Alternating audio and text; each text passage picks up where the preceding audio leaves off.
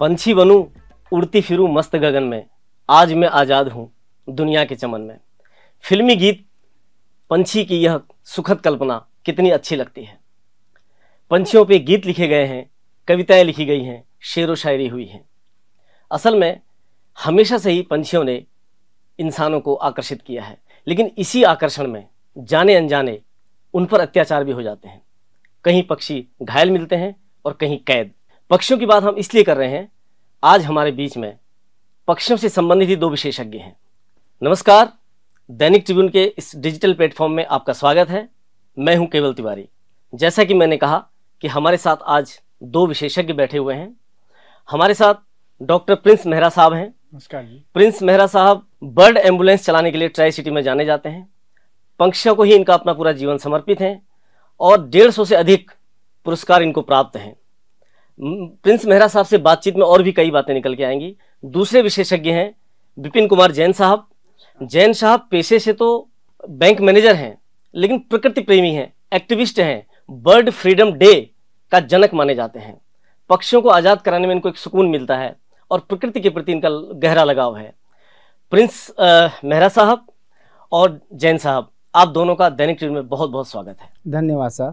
आपका भी सर यहाँ पे बहुत बहुत धन्यवाद कि आपने आज हम सबको यहाँ पे आमंत्रित करा और पक्षियों की पिंजरों से आज़ादी की आवाज़ और पक्षियों की जो घायल हो जाते हैं उस पीड़ा को जन जन तक पहुँचाने की संवेदनात्मक जो बात है उसको पहुँचाने का आपने जो प्रयास किया उसके लिए आपको बहुत बहुत धन्यवाद। डॉक्टर प्रिंस मेहरा साहब और विपिन जैन साहब, आप दोनों से बातचीत शुरू करने से पहले मैं एक शेर सुनाता हूँ।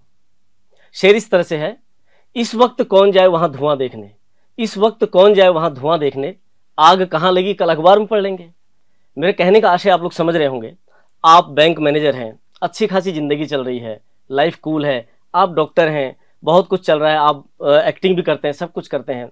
जब लाइफ इतनी कूल है तो क्या जरूरत है सब मशक्कत करने की? कोई आसान काम है ये कि लोगों को ये समझाना कि चिड़िया कैद है मत करो, या किसी घायल पक्षी को कहीं से लाना, उसका इलाज करना? इसमें बहुत तनाव भरा जीवन नहीं लगता आपको? आपसे सब जैन साहब शुरू करते हैं। देखिए, आपने जो बात बोली है एक बड़ी भावनात्मक बात है और आपने बोला भी है कि ठीक है धुआं उग रहा चल रहा है, हम कल अखबार में पढ़ लेंगे, पर ऐसा नहीं होता। कहीं ना कहीं ईश्वर ने हम सबको बनाया है और हम सबको अपने अपने कार्य सौंपे हैं। देखिए, व्यापारिक जीवन में जैसे आपने बताया मैं बैंक में काम करता हूँ, ऐसे हर व्यक्ति कहीं ना कहीं कुछ काम करता है क्योंकि जीविकोपार्जन करने के लिए वो जरूरी है और परिवार के लिए ही हम करते हैं। पर व्यापार और परिवार इससे भी बढ़कर होता है संसार। तो हमें यह भी सोचना है कि संसार के लिए हम क्या करें, क्योंकि हमने संसार से बहुत कुछ लिया है। जी। हमने केवल व्यापार और परिवार से ही नहीं लिया। जी। जो लोग कहते हैं, मैं इसमें ये संदेश भी देना चाहूंगा, कई बार मैं देखता हूँ लोग कहते हैं माता पिता को प्रणाम करो, उन्होंने सब कुछ दिया। मैं कहता हूँ माता पिता ही नहीं, समस्त रिश्तेदार, वसुधैव कुटुंबकम, हमने हर एक एक कण से नॉलेज लिए, एक एक कण का हमारे ऊपर ऋण है। तो जितना ऋण हम उतार सकते हैं हमें उतारना चाहिए। उसी क्रम में शायद पक्षियों की पिंजरों से आज़ादी की आवाज़ करके मुझे ऐसा लगता है कि मैं संसार का कुछ ऋण उतार रहा हूं। बहुत कमाल की बात है। और प्रिंस साहब, आप क्या कहेंगे? आप पक्षियों, घायल पक्षियों को इलाज करते हैं। देखो जी, अपने लिए तो हर एक कोई जीता है जी, क्योंकि पंछियों के बिना एनवायरनमेंट नहीं है और एनवायरनमेंट के बिना हम नहीं है। ग्रेट जी। अगर पेड़ होंगे जी तभी पंछी होंगे, पंछी होंगे तभी हम होंगे। जी जी। इसलिए हम भी इनको अपने परिवार का हिस्सा हमें जी मानना चाहिए, क्योंकि इनमें भी आत्मा होती है जी। तो इसलिए मैं जो ये काम कर रहा हूँ ये इनके लिए, क्योंकि छोटे होते हैं ये, कोई इनको कोई पूछता नहीं है। जब कभी भी कोई मरा हुआ अगर कोई सड़क के ऊपर का अगर कोई मिलता है तो लोग क्या करते हैं, मुंह पे कपड़ा रख के निकल जाते हैं। बहुत बढ़िया। आप दोनों से बात करने का एक ये तो मुझे पता लग गया कि कुदरत हमें बहुत कुछ दे रही है तो हम उसके प्रति उत्तर में तो कुछ करें। तो विपिन जैन साहब, शुरुआत करते हैं आपसे। बर्ड फ्रीडम डे के जनक हैं आप, आपने पक्षी मुक्त दिवस की शुरुआत की, तो बताएं कहाँ से ये अभियान चला, संक्षेप में, कि किस तरह से आप आज इस मुकाम पे हैं उस समय? देखिए, आज इस प्लेटफॉर्म पे वापस अतीत में मैं जा रहा हूँ और कुछ ये भावुक क्षण था, हो सकता है मैं भावुक भी हो जाऊं, तो मैं पहले ही सबसे क्षमा चाहूँगा। देखिए, वर्ष 2014 की बात है, मैं एक बार लिफ्ट में अटक गया था। तो जब लिफ्ट में मैं अटका तो 5 मिनट की जो बेचैनी थी, उस बेचैनी ने मुझे इतना व्याकुल कर दिया और मुझे कुछ समझ नहीं आ रहा था कि क्या हो, कि जीवन रहेगा भी ये कि बात नहीं मैंने सुनी रहेगा। थी जैन साहब। हाँ बिल्कुल जी बिल्कुल, कि जीवन रहेगा भी कि नहीं रहेगा। मैं बहुत बेचैन हुआ, बट ईश्वर को मंजूर था, वो लिफ्ट खुली और मैं बाहर निकला। यह तो एक था जो कहते हैं ना, पत्थर पे प्रथम चोट। जी जी। पर जैसे ही मैं बाहर निकला तो मैंने बाहर जाके जब देखा तो सामने दृष्टि पड़ी पिंजरे में बंद एक पंछी के ऊपर। ओह। तो एकदम से मेरे को रिकलेक्ट हुआ कि जब मैं 5 मिनट के लिए लिफ्ट में अटक गया तो मैं इतना बेचैन, ये पंछी जिनको पंख दिए हैं, ये इस पिंजरे में बंद हैं और ऊपर आसमान देख रहे हैं, तो ये कितने पीड़ित होते होंगे, इनका मन कितना व्यथित होता होगा। तो क्यों ना इनके लिए कुछ करा जाए। किसी ने मुझे आज़ाद करा दिया, क्यों ना मैं इनको आज़ाद करा सकूं। बहुत बढ़िया, बहुत बढ़िया। बस वहीं से एक दर्द, एक एहसास ऐसा शुरू हुआ जहां से बर्ड फ्रीडम डे की स्थापना शायद संसार में होनी होगी। और पिछले 12 हाल में ही आपने बर्ड फ्रीडम डे हाँ 12 जो इसकी 12वीं वर्षगांठ थी, ये सितंबर माह के द्वितीय रविवार को मनाया जाता है, सेकंड संडे ऑफ सितंबर को। वो भी एक इत्तेफाक के रूप में ही है, क्योंकि अगस्त में मेरे साथ, अगस्त 2014 में इस तरह की घटना घटित हुई। मैंने सबसे बात करी, सलाह मशवरा करा कि क्या किया जाए, इनके लिए कुछ एक दिवस मनाते हैं। और सितंबर माह के प्रथम रविवार को एक press conference pink city press club Jaipur Rajasthan से की, और जो सेकंड संडे आ रहा था उस दिन इसकी स्थापना करी।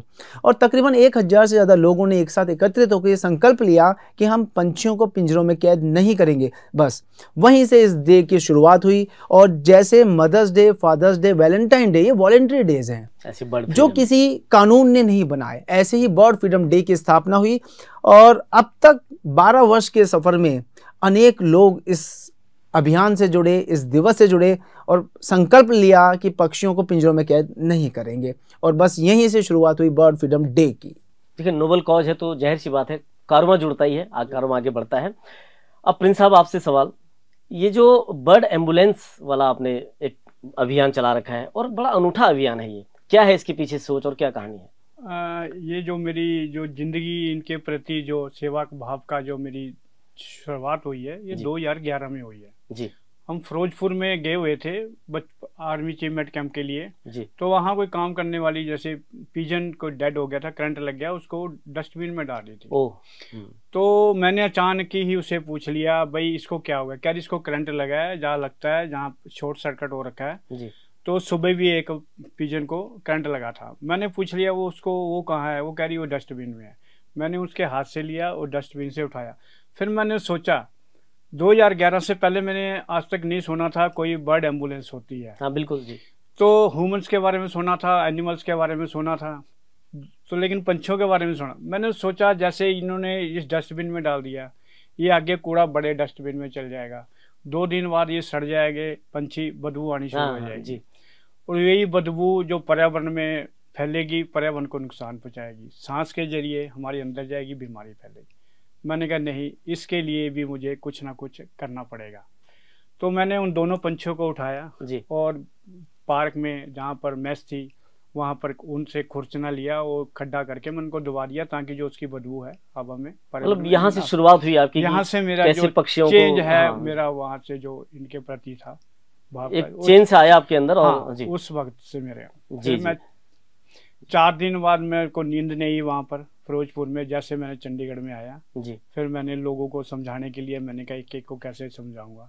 मैंने पंपलेट छुपवाए, इश्तेहार, उस पर अपील लिख दी, भाइयों बहनों बुजुर्गों और बच्चों जी, अगर आपको कोई भी इंजर्ड पंछी जीता या मरा हुआ मिलता है तो इस नंबर पे कांटेक्ट करिए।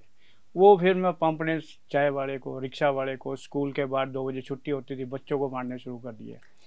जो मैसेज जो मेरा था वो ऐसे, मतलब वहीं से आप एक मैन के बजाय बर्डमैन कहना ले शुरू हो गए धीरे धीरे। फिर बाद में आपके चैनल की जैसे अखबारों में आता रहता, फिर आपके चैनल में आता रहता, तो मेरे नाम लोगों ने मुझे बर्डमैन का नाम दे दिया। बहुत अच्छा है ये मैन, और अभी आप लगे हुए हैं। और इसमें आपसे विपिन जैन साहब अगला सवाल है मेरा कि पक्षियों को बड़े उससे पालते हैं लोग, बड़े शिद्दत से रखते हैं, बड़े शौकिया रखते हैं पिंजड़े में, तो कैद मुक्त कराने में दुश्वारियां तो बहुत झेलनी पड़ी होंगी, हो सकता है घर से ही शुरुआत हो इस दुश्वारियां झेलने की, तो कोई मुश्किलात तो आए होंगे इस सफर में आपको?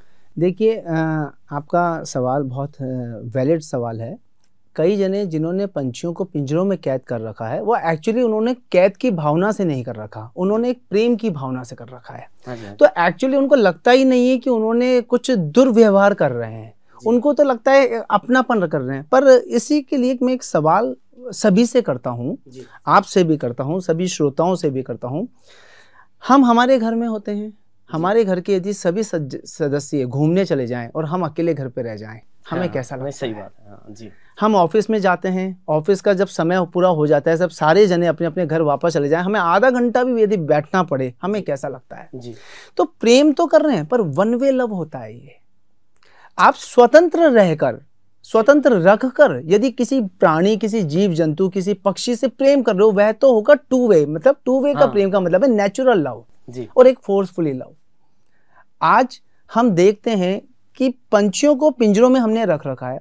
आप एक चीज ध्यान दीजिएगा, प्रकृति ने पंख दिए हैं उन्हें, ठीक बात है। इसका मतलब प्रकृति ने उन्हें उड़ने के लिए बनाया है। बिल्कुल। इसका मतलब उनके माध्यम से कुछ कार्य भी होंगे, निश्चित रूप से। आपने देखा होगा जैव विविधता एक शब्द सुना होगा। हाँ।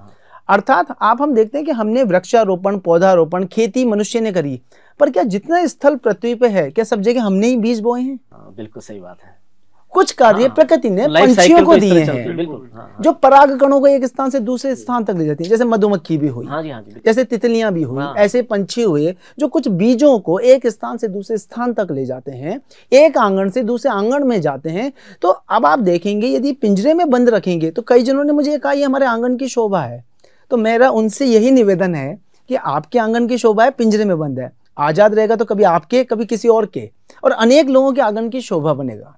आसानी से मान जाते हैं लोग आपकी बात। शुरू में तो दिक्कत आई होगी। क्या होता है, इसको मैं आपको बताता हूँ। ये मुहिम क्यों बनाई, जन जन को क्यों जोड़ा गया, अलग अलग जाति, वर्ग, क्षेत्र, समुदाय, इनके लोगों को क्यों जोड़ा गया?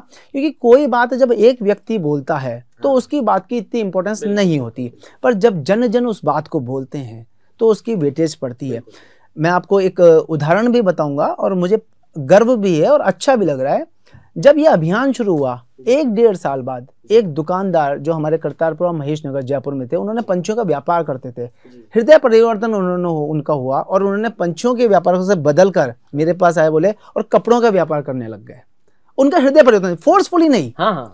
आज भी मेरा यही निवेदन है कि जिन्होंने भी पंछी पिंजरे में, मैं कभी जबरदस्ती नहीं करूंगा कि आप आजाद करो, आपका हृदय परिवर्तन होना चाहिए। मुहिम ऐसे ही चलती है, ऐसे ही चलती है। इसीलिए इसको डे कॉन्सेप्ट दिया कि आने वाली जो पीढ़ी है, देखिए ये कार्य मैं भी जानता हूं, ये एक दिन का नहीं, एक जन्म का भी नहीं, अनेक जन्मों का है। समाज में यदि कोई भी चीज आ जाती है, चाहे वो अच्छाई हो चाहे वो बुराई हो, एक दिन में ना तो वो पनपती है और एक दिन में ना ही वो खत्म होती है। पर प्रयास सतत और अनवरत हम लोग करेंगे, तभी आशानुकूल परिवर्तन हम समाज में देख सकते हैं। और उसके लिए मार्ग होते हैं, कोई क्रांति के मार्ग से चलता है, कोई शांति के मार्ग। मुझे ईश्वर ने जो संकेत दिया वो शांति का मार्ग ज्यादा कारगर होता है, मुझे ऐसा लगता है। जी बिल्कुल, मैं इसमें किसी से विवाद में नहीं जाता। भाई आप आओ, अच्छा लगता है, इसीलिए इसको एक सेलिब्रेशन मोड में, जैसे हम अपने बर्थडे मनाते हैं, वर्षगांठ मनाते हैं, तो क्यों ना बर्ड फ्रीडम डे सेलिब्रेट करें और पंछियों की आज़ादी का दिवस हो। अब इसको जब मनाते रहेंगे तो एक दिन तो ये आएगा। दूसरा, कहीं हमें नहीं पता है, रहस्यमयी दुनिया है। हम ही मरकर कभी पंछी बने और हमें कोई पिंजरे में रख रखा है, ये दिन आए, क्या पता हमें ही आजाद कर दे। क्या पता हमारे ही कोई पूर्वज आज पंछी के रूप में कहीं पिंजरे में कैद हो। देखिए, पितृपक्ष है, श्राद्ध भी होता है, रहस्यमयी दुनिया। फिर मैं वापस बोलूंगा, तो हमें नहीं पता हमारे इस छोटे से प्रयास से हमारा ही कोई पूर्वज जो पंछी के रूप में कहीं कैद हो और वो आजाद हो जाए हमारे। ठीक है, समझाने का एक तरीका ये भी है। अच्छी बात है, बहुत अच्छी। प्रिंस साहब, आपसे 2 सवाल एक साथ है मेरे यार। एक तो जैसे आप पक्षियों का इलाज करते हैं, तो ज्यादातर किस तरह के पक्षी आपको घायल मिलते हैं?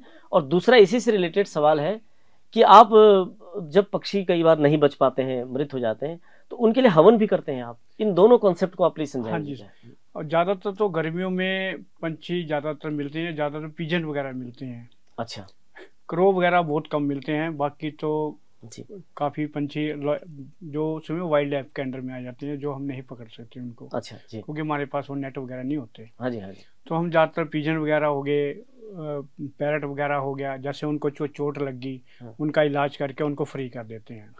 आजकल तो वैसे भी काफ़ी एनजीओज है, स्कूलों में भी बच्चों को आजकल पता लग गया, सभी बच्चे पानी वगैरह, कसोरे वगैरह अपने अपने घर में रखने, अब तो घरों में भी रखने लगे हैं। अब बल्कि काफ़ी होते हैं, कभी तो करंट में बच जाते हैं। जैसे दुकानों के जो बरांडे होते हैं अंदर, बूथों के, शोरूमों के, और बोर्डों के पीछे कबूतर अपना घोंसला बना लेते हैं। हाँ हाँ। और गर्मियों में दुकानदार आता है, पंखा चला देता है, वो कट और जाए डर की वजह से वो उड़ते हैं, हाँ, तो हाँ, पंखे में वो कट जाते हाँ, हैं, हाँ, जिस वजह से वो इंजर्ड हो जाते हैं। हाँ, हाँ, और जो डेड हो जाते हैं, मर जाते हैं, जो जिनकी कंप्लेंट आती है, उनका मैं संस्कार करता हूँ प्रॉपर। हाँ, ये मैंने सुना, मतलब एक अलग कॉन्सेप्ट लगा कि आप अंतिम संस्कार करते हैं, हाँ हवन जी। भी करते हैं उनके लिए। फिर मैं वो उनको, क्योंकि मैं अपने परिवार का हिस्सा समझता हूँ, बच्चों की तरह समझता हूँ, क्योंकि उनमें भी आत्मा है। जैसे हमारे में, अब जैसे हमारे कोई रिश्तेदार की डेथ हो जाती है, हाँ जी। अपने परिवार में किसी की डेथ हो जाती है, जैसे कोई सरदार है वो पाठ करवाता है, कोई हिंदू है वो हवन करवाता है, ऐसे अपने अलग अलग धर्मों के हिसाब से अपना अपना उनका जो है आत्मा की शांति के लिए कुछ ना कुछ करवाता है। और मैं भी हर साल 5 साल से लगातार मैं पंडित बुलवा कर मंदिर से इनकी आत्मा की शांति के लिए मैं हवन कराता हूँ, ताकि इनकी आत्मा भी एक कितना आत्मीय लगाव, मतलब जैसे अभी विपिन साहब भी कह रहे थे कि अगर हम उनसे आत्मीय लगाव रखेंगे या शांति से कोई चीज आगे करेंगे, और ये वाला जो कॉन्सेप्ट है आपने कहा कि आप हवन कराते हैं, संस्कार कराते हैं, तो इससे ऑटोमेटिकली लोग आपसे भी जुड़ेंगे और लोगों से भी जुड़ेंगे। बहुत अच्छा सवाल है। आपने जैसे कहा कि ना सवाल में कि ज्यादातर कबूतर घायल मिलते हैं, इस तरह के मिलते हैं। आप दोनों से सवाल है, आप दोनों से दोनों सब जवाब देना चाहें दोनों दे दीजिए, आप देना चाहें आप दे दीजिए। अभी महाराष्ट्र में ये एक मतलब एक रिसर्च आई और कि ये हुआ कि कबूतर जो बहुतायत से कहीं लोग पंछी जाते हैं तो वो नुकसानदायक है, उनकी पोटी नुकसानदायक है या जो भी है, तो सरकार ने कबूतरों को दाना खिलाने पे रोक लगाई। उसके बाद वहां जनता सड़क पे आ गई, नहीं जी ऐसा नहीं हो सकता है। तो इसका कुछ है आप लोगों को लॉजिक पता कि मतलब क्या सही में साइंटिफिक रीजन ऐसा है क्या कबूतरों को इस तरह से, इसके पीछे विपिन जी आप बताना चाहेंगे? सर देखिए, इसके पीछे मैं एक ना बेसिक चीज बताना चाहूंगा आपको। कोई भी बात होती है तो हमें पक्ष और विपक्ष दोनों को ही सुनना समझना पड़ेगा, तब जाके हम किसी एक निष्कर्ष पे पहुंचेंगे।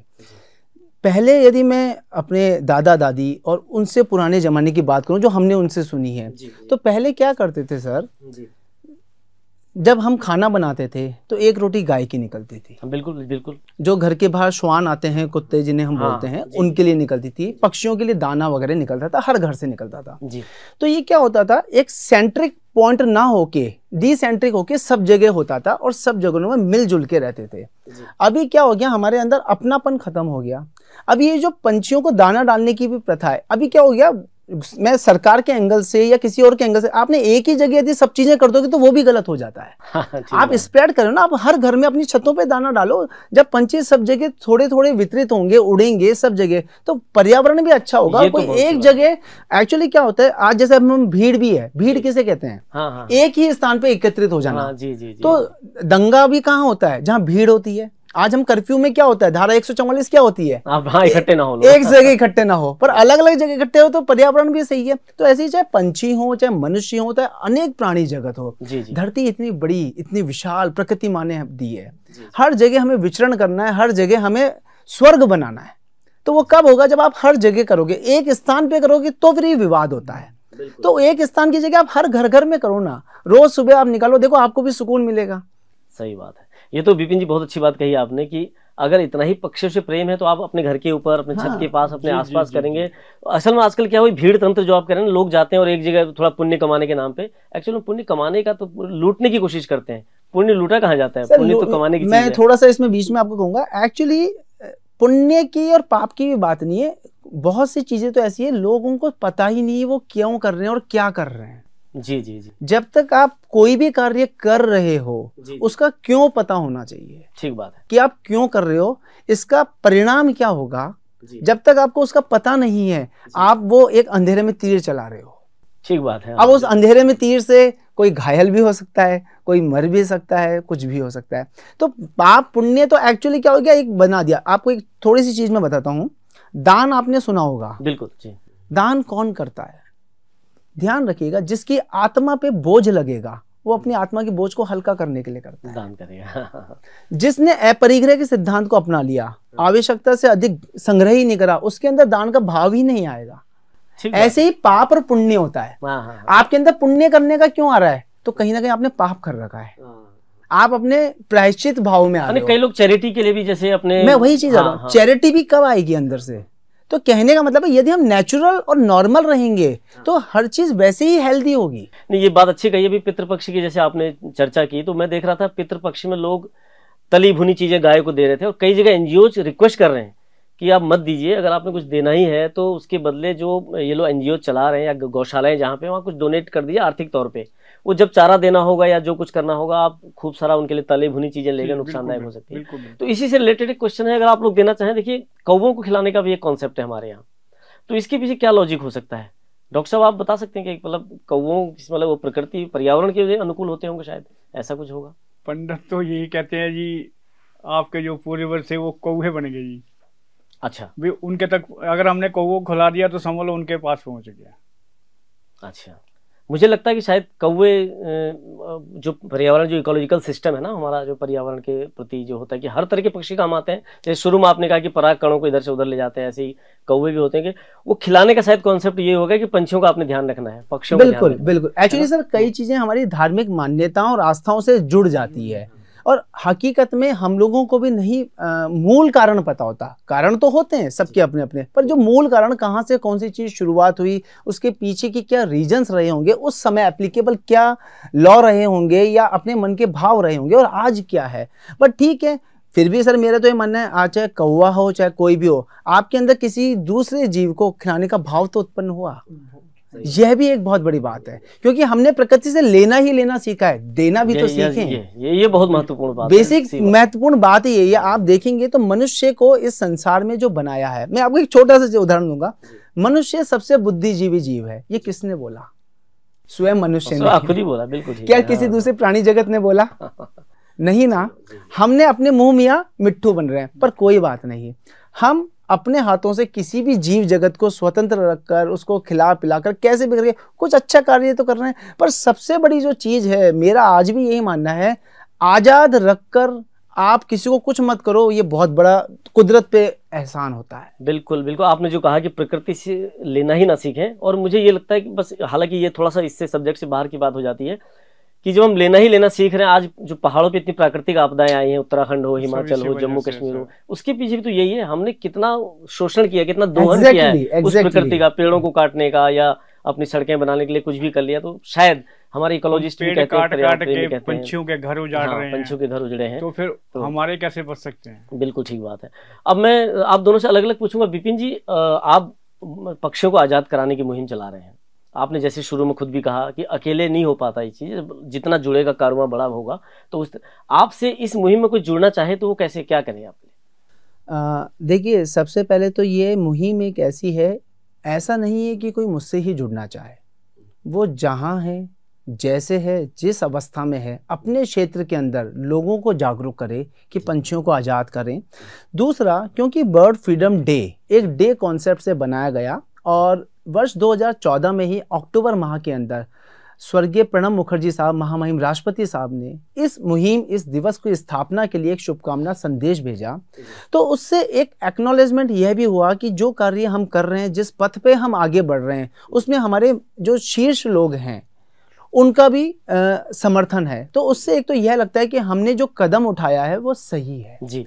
तो उसी क्रम में मैं सभी से निवेदन करूंगा कि जुड़ने का मतलब ही यही है, आप जहां भी हैं, जैसे भी है, पंछियों को आजाद रखने की भावना आप अपने अपने तरीके से समाज को दें, संसार को दें, तो आप इस मुहिम से स्वतः ही जुड़ जाएंगे। बहुत बढ़िया। और आप बर्डमैन हैं और घायल पक्षियों कहीं हो तो आपसे संपर्क करना चाहेगा कोई, तो कोई भी आपसे संपर्क करना चाहे, आप बेसिकली ट्राई सिटी में ही ज्यादा मुझे लगता है आप इन्वॉल्व हैं। बिल्कुल बिल्कुल। तो कैसे, आपसे कैसे संपर्क करेगा कोई? आजकल देखो जी, गूगल का जमाना है। हाँ। जिस चीज को बंदे को नहीं पता होता भी कहाँ है, वो गूगल खोल के बैठ जाता है फलानी चीज कहाँ पर है। ऐसे ही अगर गूगल पे आप प्रिंस मेहरा बर्ड एम्बुलेंस के नाम से जी सर्च करोगे तो उसमें मेरा सब कॉन्टैक्ट नंबर सब कुछ है। आप जरा एम्बुलेंस की वो कहानी बताइए। एम्बुलेंस आपने शायद अपने 2 व्हीलर पे कुछ बना रखा है, उस पे भी आप कहते हैं कि वो पर्यावरण प्रेमी। मुझे जैसे पहले मैंने जो मेरी साइकिल थी 2011 में, जो मैं 1990 से सुंदरलाल बहुगुणा से प्रेरणा लेके जी, तो मैं साइकिल चलानी शुरू करी, क्योंकि साइकिल ही एक ऐसा टायर है जो पोल्यूशन नहीं करता जी।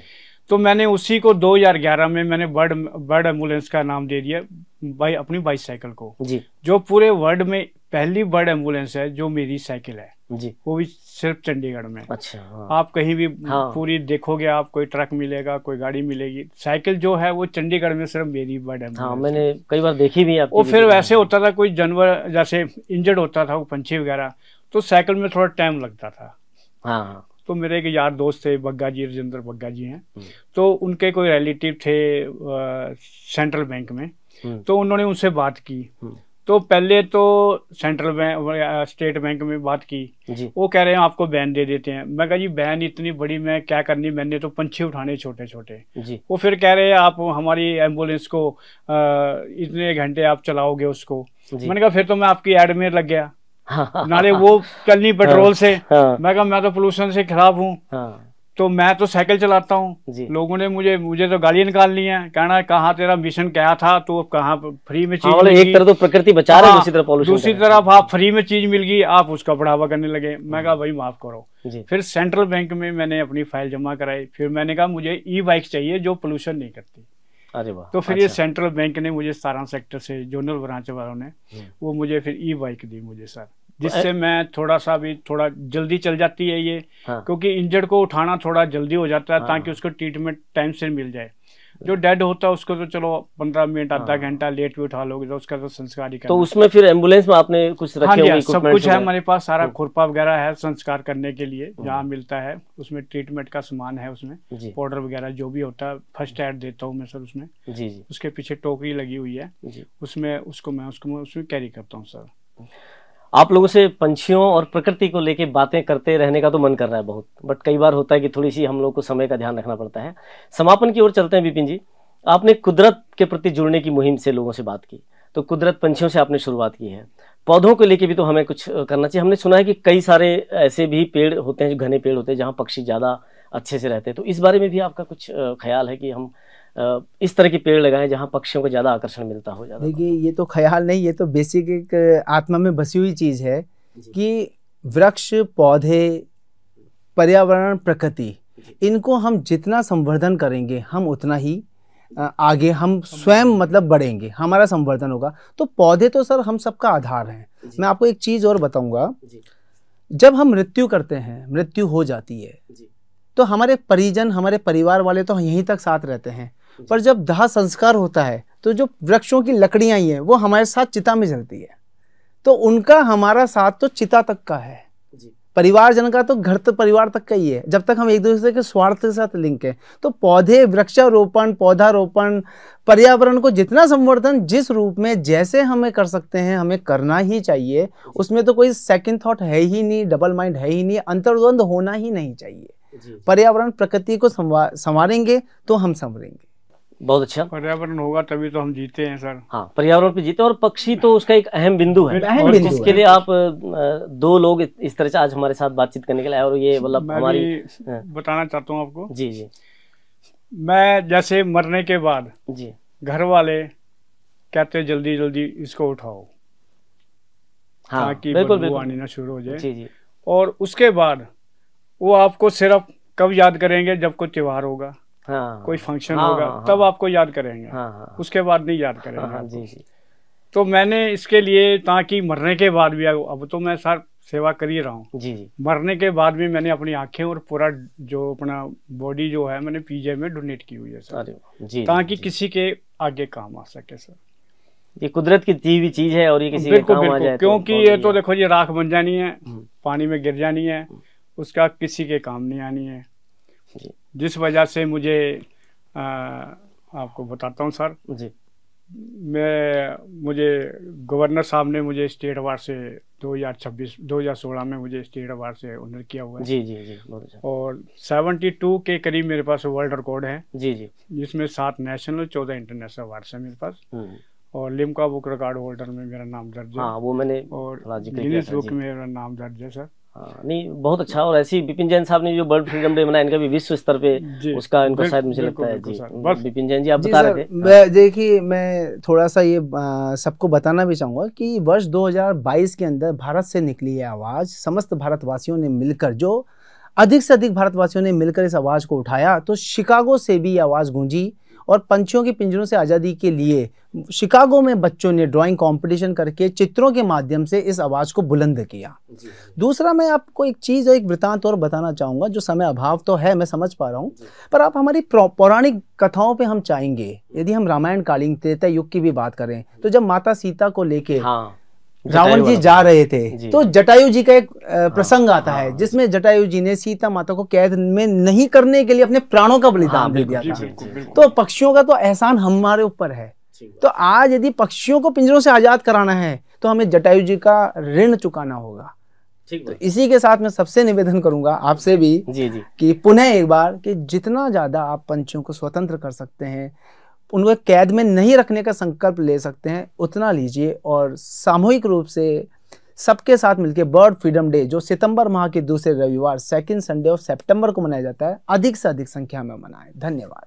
आप दोनों से पंछियों को लेकर इतनी बातचीत हुई और पक्षियों पे बातचीत करते करते कई गाने याद आए, जैसे पंछी नदियां पवन के झोंके, कोई सरहद ना इन्हें रोके, पंछी पगले कहाँ घर तेरा रे, भूल न जइयो अपना बसेरा रे, चल उड़ जा रे पंछी तेरा दर्द न जाने कोई। लेकिन नहीं, पक्षियों का दर्द जानने वाले हैं विपिन जैन साहब जैसे लोग हैं, प्रिंस मेहरा साहब जैसे लोग हैं। आप लोग हमारे स्टूडियो में आए, आपका बहुत बहुत धन्यवाद। आपका भी सर बहुत बहुत धन्यवाद। और दैनिक ट्रिब्यून की समस्त टीम को मैं धन्यवाद देना चाहूँगा कि पंछियों की आज़ादी की आवाज़ को, उनके घायल अवस्था की आवाज़ को जन जन तक पहुँचाने का आपकी टीम जो काम कर रही है, आप लोग बहुत बहुत साधुवाद। मेरी तरफ से भी अब पंछियों को अपने परिवार का हिस्सा समझे, बच्चों की तरह समझे।